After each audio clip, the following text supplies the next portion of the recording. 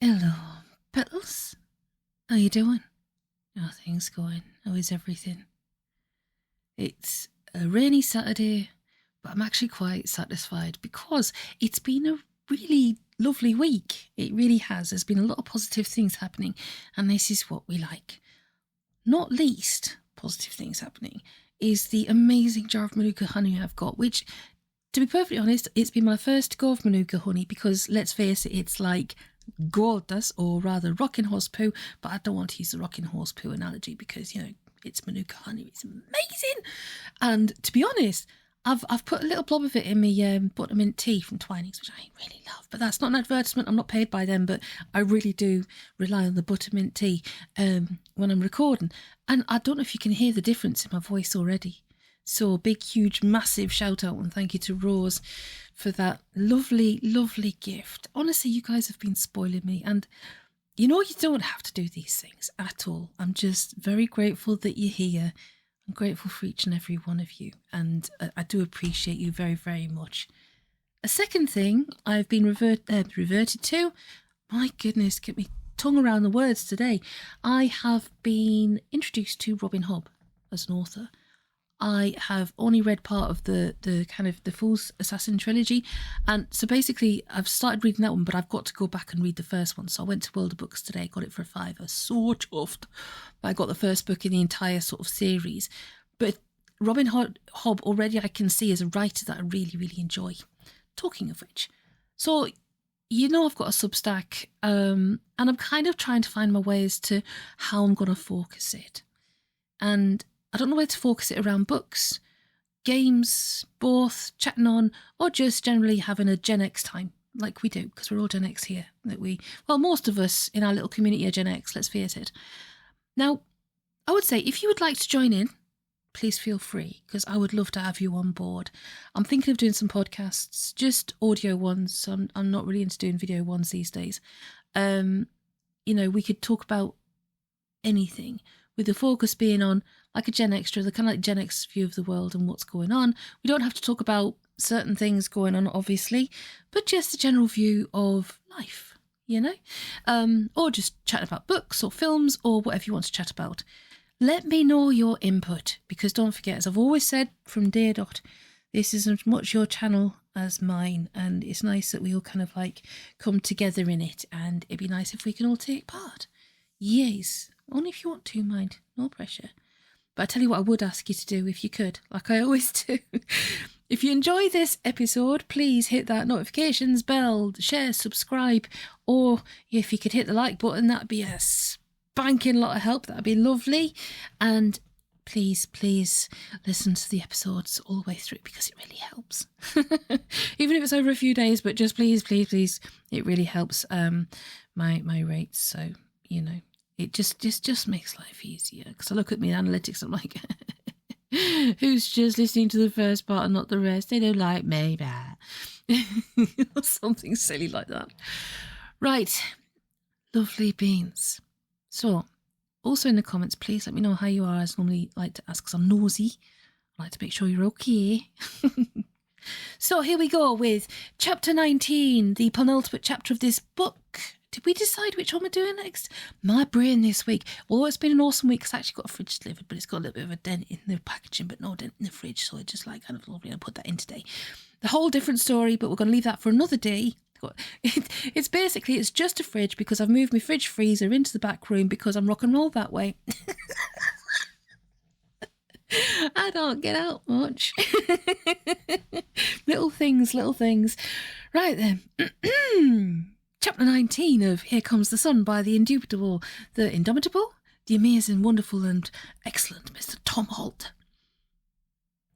A brief note on the culture, lifestyle and overall worldview of spectral warriors. Spectral warriors only know one joke, and it goes like this. How many spectral warriors does it take to change a light bulb?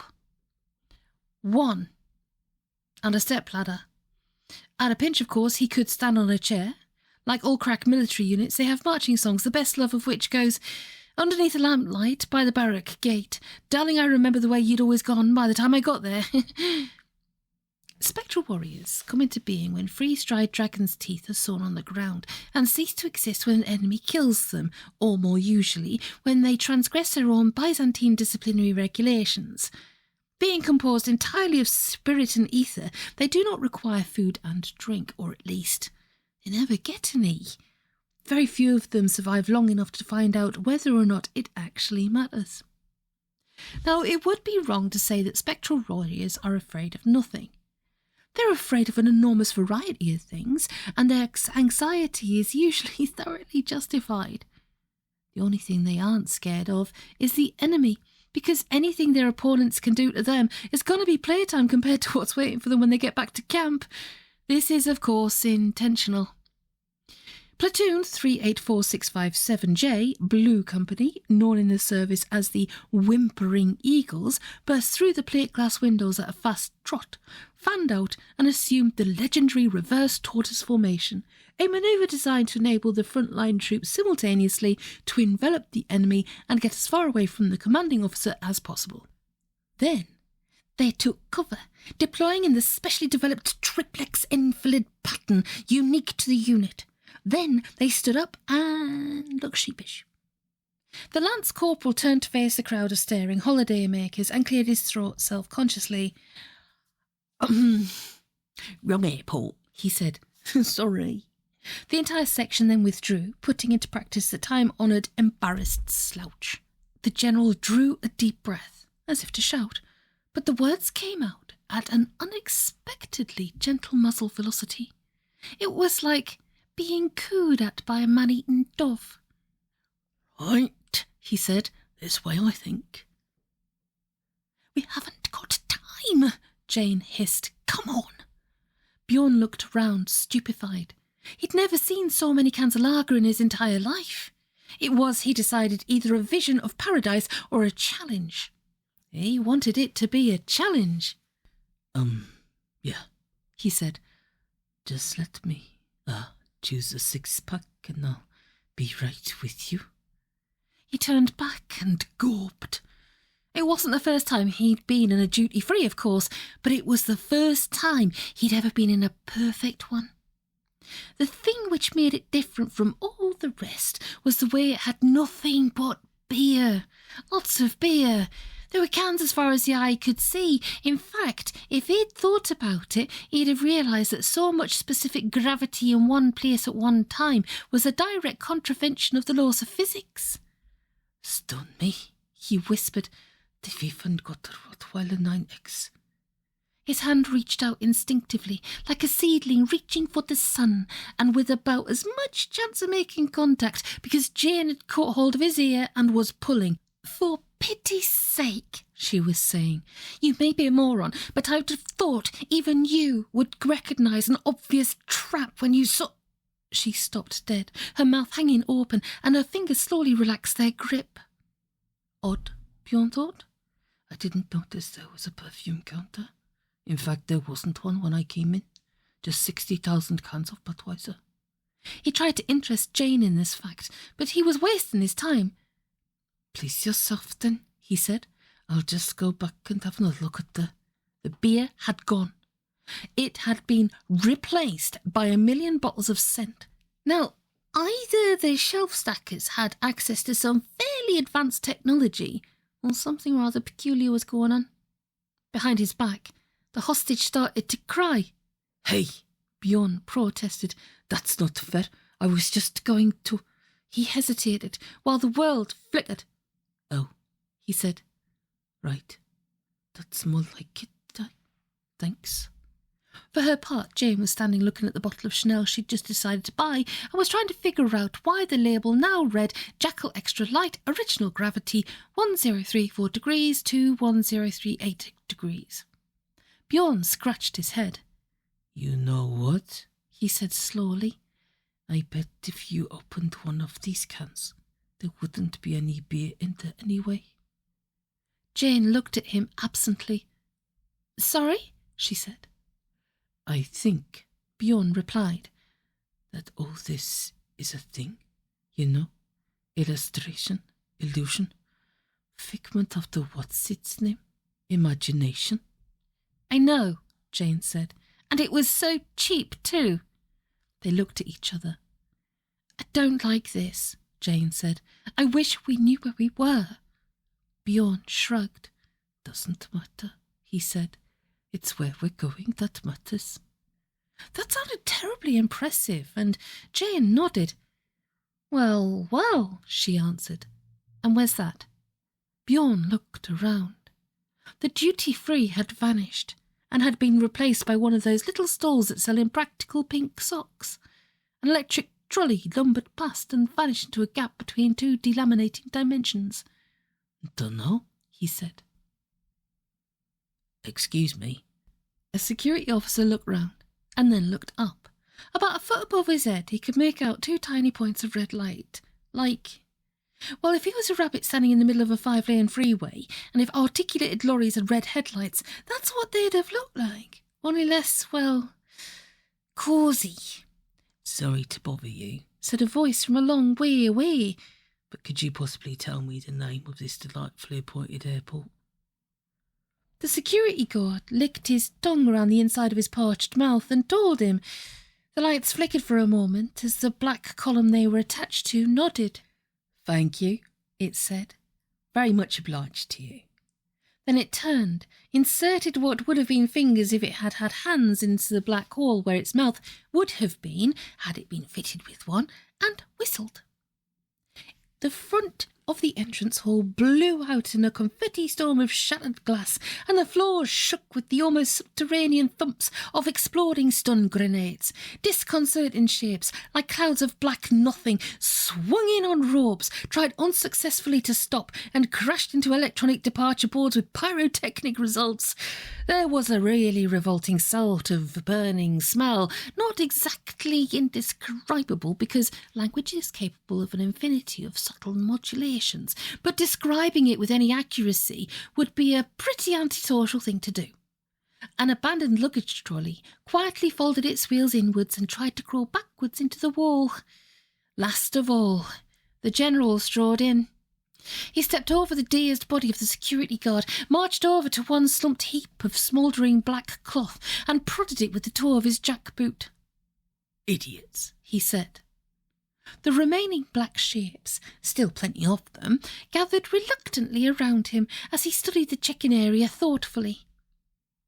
After a long time, the general turned due east, wiped smelted soldier off the sole of his boot, and pointed.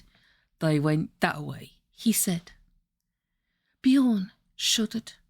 The damp patch was expanding with all the speed of the First Mongol Empire and was threatening to annex his sleeves. He said, before the embarrassment caught up with him and clogged up his vocal cords. He blushed. What? Jane said, without turning her head. She was trying to follow the arrows that pointed the way to passport control and was wondering whether it was the third or the fourth time they'd passed that photograph booth in the corner there. Bjorn mumbled, I think the, hostage needs changing. You know, like now, maybe, sort of thing. Changing? Jane raised an eyebrow. You mean back into an adult? I don't think it's as easy as that. I'm coming to the conclusion that this whole thing is somehow linked up with the interpretation of empiric sense evidence through a number of different logical systems, which means that... No, Bjorn insisted. I mean change like in, you know, nappies. Jane's face relaxed. Oh, I see, she said. Right, you carry on and I'll see if I can find out where these signs are supposed to be leading. Bjorn shook his head vigorously, like a dog drying itself. No, he repeated, like, I don't know how, where all the bits and ends and pins are meant to go. Jane shrugged.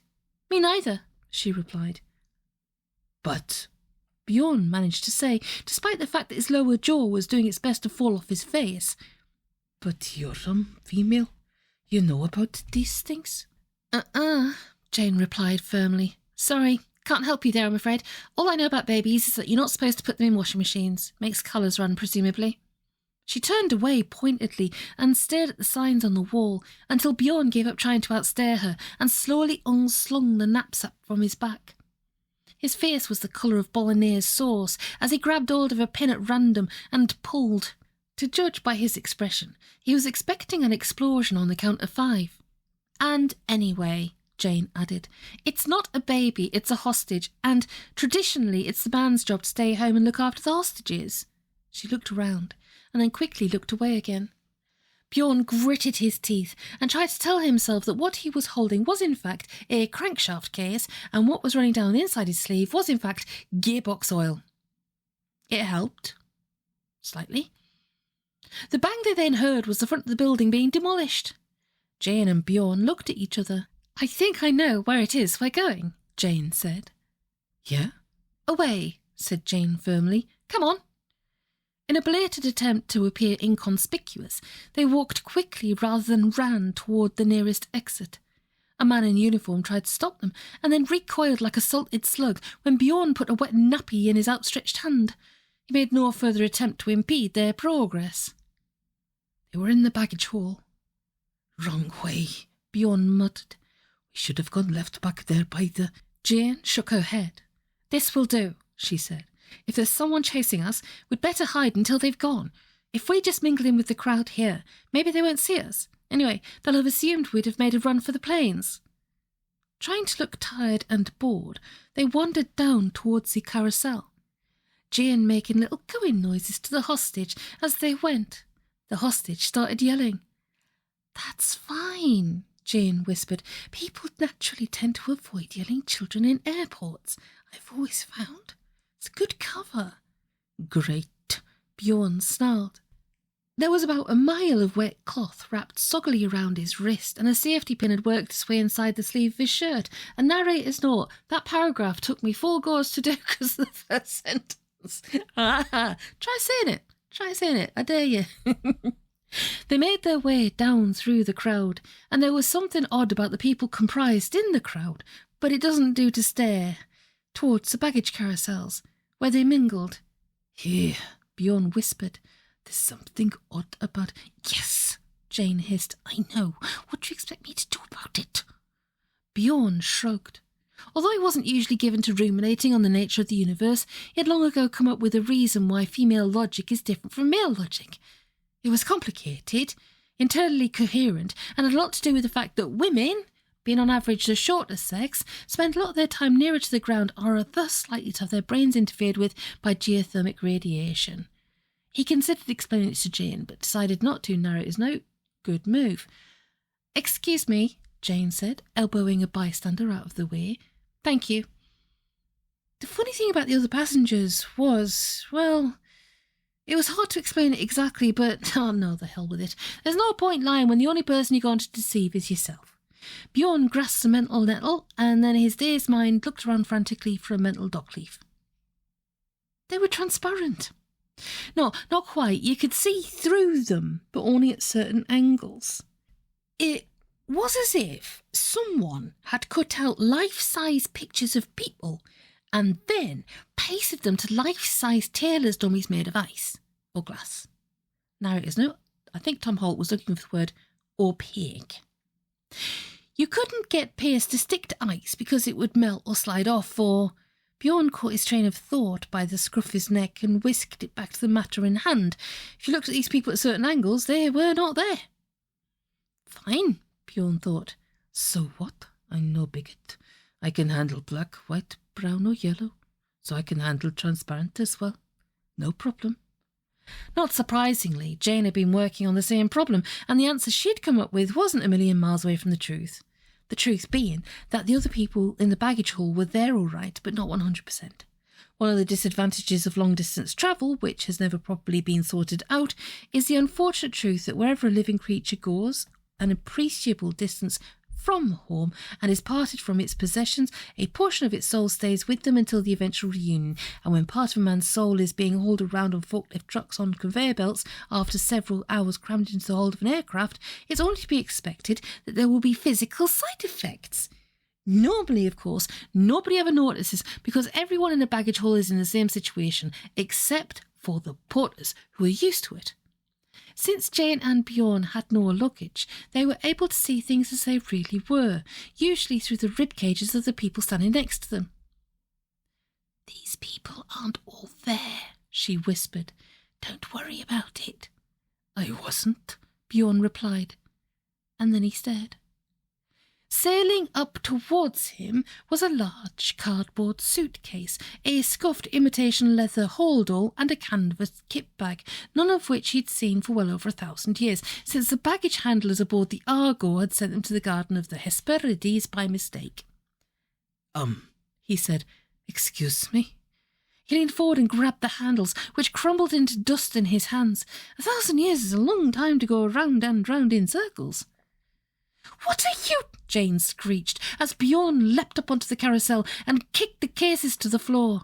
He staggered, righted himself, and then collapsed backwards onto the toes of a small, elderly-looking man who was sitting on a very ancient suitcase indeed. Sorry, mate, he mumbled. That's all right, Bjorn, replied the elderly man. Could happen to anyone.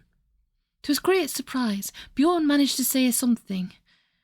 It sounded like... The general walked up and down the improvised line, inspecting his troops.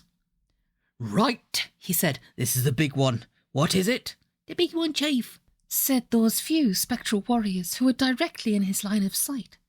The rest of them shuddered. Looking back, they were thinking it hadn't been so bad being dragon's teeth. Hot maybe, and smelly from time to time, and perhaps if you were really unlucky you'd get filled, but at least you knew where you were coming from. And you are utterly fearless spectral warriors, what are you? Terrified. Who said that? There was a squeak from the end of the line, then a flash of blue light, then a tiny puff of smoke, and then there was an empty black robe lying on the ground. It was neatly folded, and had its canteen, mess tin and water bottle lying on top of it. Habits get deeply ingrained when you're in the army. Now then, said the general, what are you? Utterly fearless spectral warriors, chief, quavered the line as one shit-scared spectral warrior. The general paused and looked up and down the line slowly. Good, he said, so let's get to it. Long time no see, Bjorn, the elderly man continued. What are you doing anyway? Yeah, Bjorn mumbled.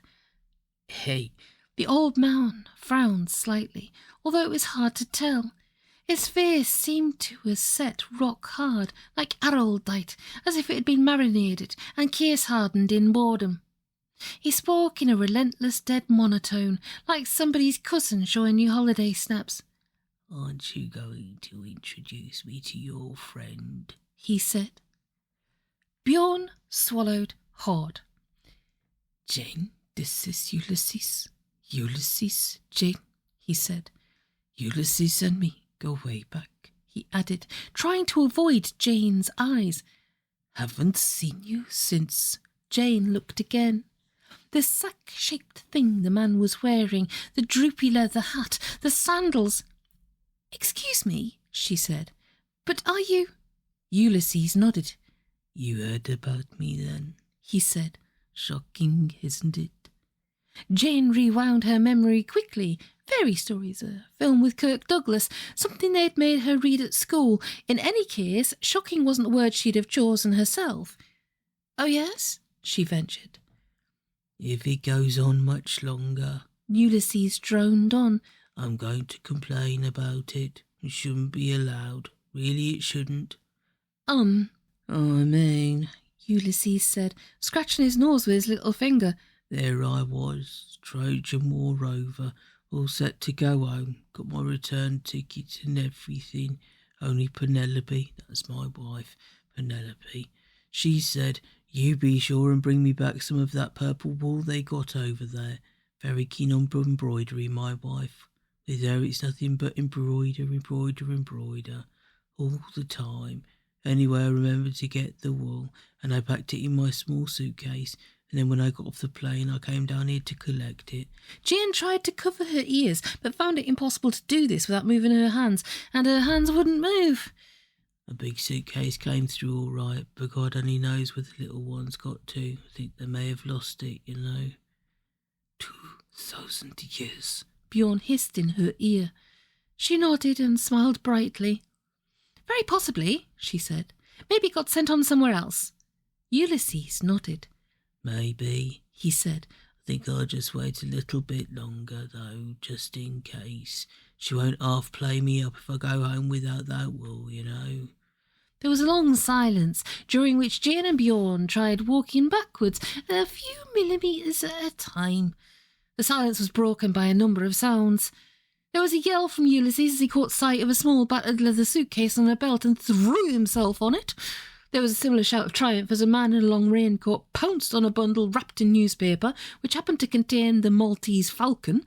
There was a deafening bang as the stun grenades thrown by the spectral warriors, or in one unfortunate case, not thrown by a spectral warrior, exploded. There was a shrill scream from the hostage, who had woken up and wanted his teddy. There was a confused whooshing noise as Bjorn hurled Jane, his long-lost baggage and himself onto the conveyor, which whisked them round for a few feet before thrusting them both under the little rubber flaps that separate the world of light and life from the black void where the luggage comes from and ultimately goes back to. Then there was silence. It didn't last, of course. When the smoke cleared, there was coughing and swearing and whimpering from the spectral warriors and shouting from the general, while the tannoy announced the arrival of flight TR-876 from Atlantis, and part of the ceiling collapsed onto the carousel. When it came round for the second time, most of the debris had little stickers on it. Where are we? Hey, this is great, you know. All these years I've been wishing I knew where this lot had got to. And now, it's okay, Jane said. I think I know where we are. As if in answer, the lights came on. Or at least the conveyor belt brought them out into the light. They looked up and saw the baggage handlers. It wasn't a pretty sight. Take a line through what ordinary baggage handlers are like, which is bad enough, and then imagine what they'd look like in industrial-grade heavy-duty distorting mirrors. It's okay, Jane said, extending her legs and stepping lightly off the carousel. It's all okay. Relatively speaking, of course. Is it? Bjorn looked at her and failed to notice the overhead derrick. Ouch, he said.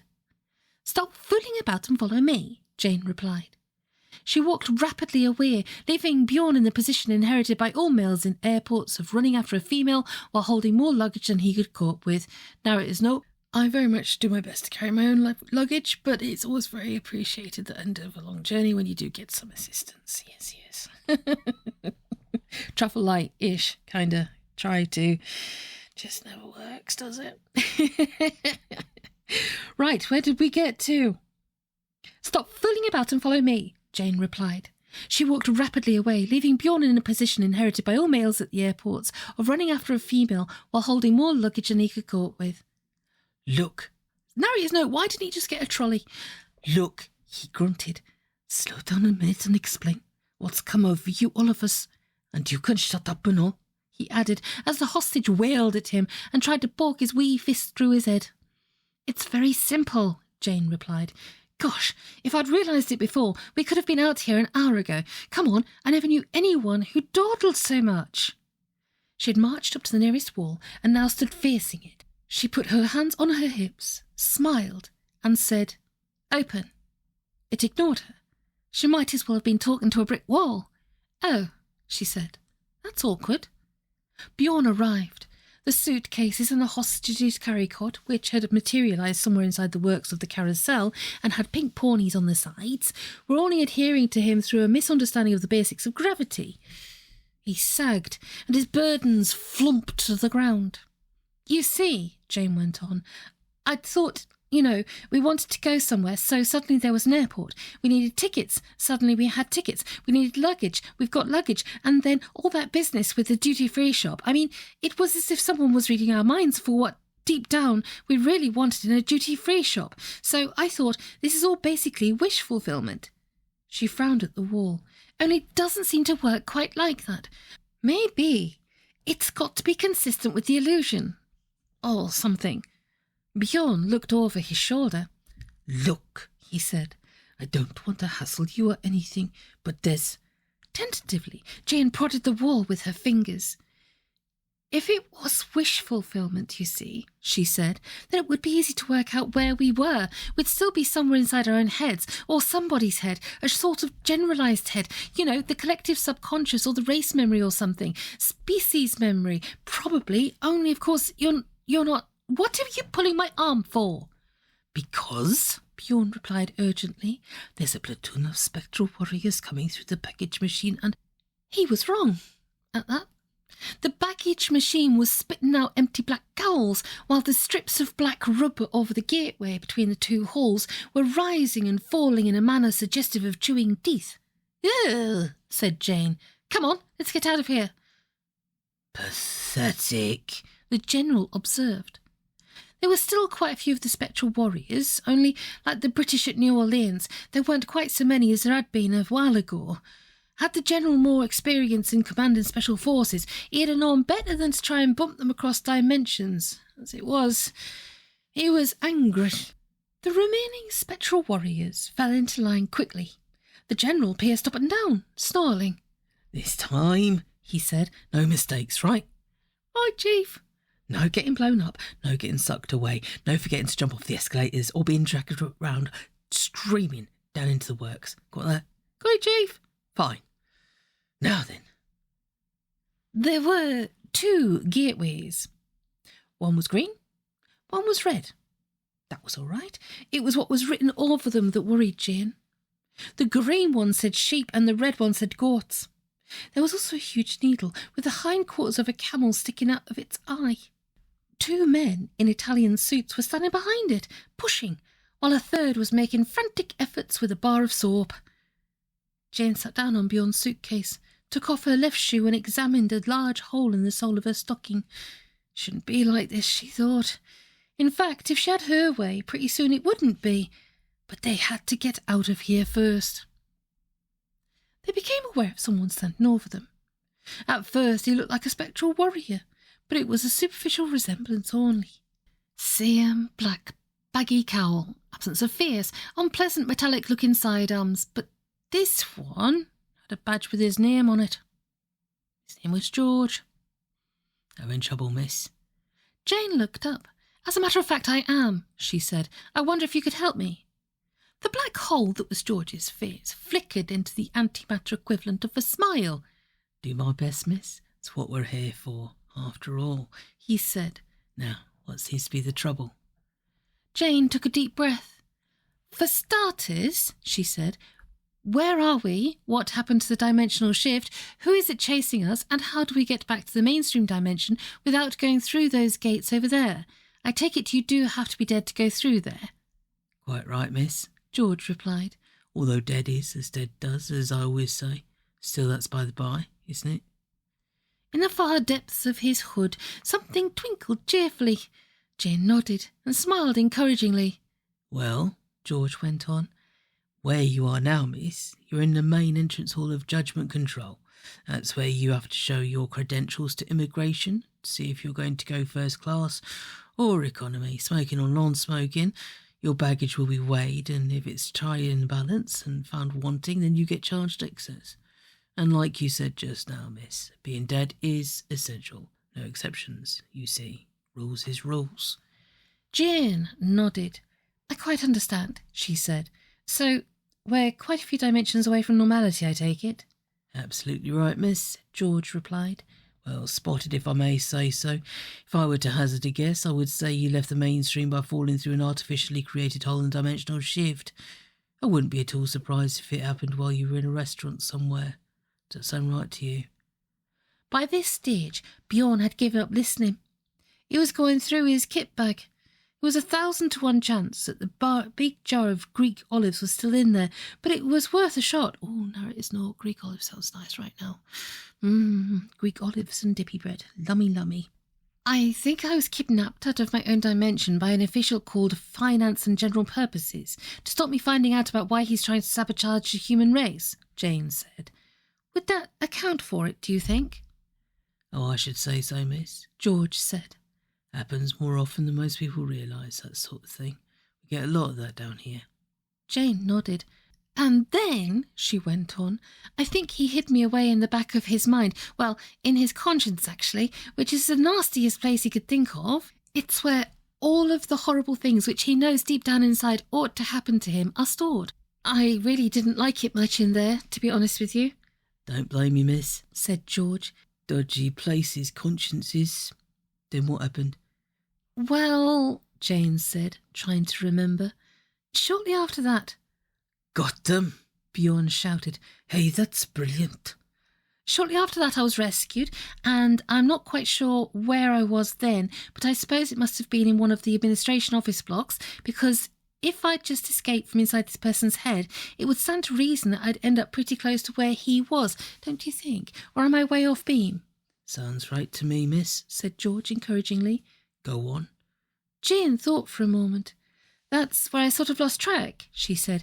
You see, this man here, he sort of pulled some dimensions apart and we just sort of fell through, and here we are in an airport sort of thing. A very neat way of putting it, if I say so, miss. And at first I thought I must be inside my own head this time, or at least sort of, because everything I wanted to happen sort of happened, only not quite, if you see what I mean. And I thought, yes, because all through my life, people have been telling me where I've been going wrong. It's not really knowing what I actually want. George nodded, or at least the gash on the side of reality which he represented wobbled a bit. Pretty close, miss, he said. You're on the right lines, but not quite there, if I might explain. Please do. Hey, and my proud to be wear t-shirt. I've really missed this, you know. Bjorn, Jane said. Shut up. Hey. Oh my goodness. Is it the penultimate chapter? It is a penultimate chapter. So we've got a lot of explaining to do in the last chapter, and I know the last couple have been a bit topsy-turvy, twirly-whirly, but essentially they're on the run, they've come out of somebody's consciousness, they've got somebody chasing them, trying to work out who it is, they've got a hostage, who is the hostage, and they're on their way and they've found George. Bear with me on this one. So, as I was saying before, if you would like to suggest books that we can all look through and see which ones it might be, I'm really leaning towards the Tom Holt pseudonym ones. I want to give those a try. If not, I'm thinking, is it worth doing something like Real Blazers? Because I've not done that one. That might be interesting. But let me know what you think. And I will happily go with you. Give me a few suggestions, and then we'll get into the poll like we did before. That'd be a good way of doing it. And as I said, if you have any suggestions of what I could do on my Substack to add another dimension to what we do here, it's just going to be something a bit of fun, a bit of a witter on, a bit of a banter on, and just a bit mellow and chill and stuff like that. And I have already read out some of the book reviews that I've written, but I'm actually not that funny, so I'm not really that entertaining when it comes down to how I write things, but I kind of tend to go off on a bit of a tangent. Yes. Anyway, my lovely beans, if you're too hot, please hydrate. If you're too cold, wrap yourself up like a burrito. Most of all, take care of yourself. Oh, I forgot to tell you about my hoodie. I've got an awesome new hoodie. You know the North Side sort of like logo? This one says the dark side, and it's underlined with a lightsaber. It's one of the coolest hoodies I've ever got. But, well, I've got this thing about getting cool hoodies. I love my hoodies, and I've got a really awesome one from New Hampshire with a moose on it, but it's faded. And of course from the Danbury Country Store, because that's awesome. But yes, I do love my hoodies, and this one is a particular favourite now. So, yes, most of all, please take care of yourselves. Never hesitate to contact me. You can send me an email. It's no problem. I love to receive them and read them and respond. It's just please take care of yourselves. And I'll see you in a couple of days, pal.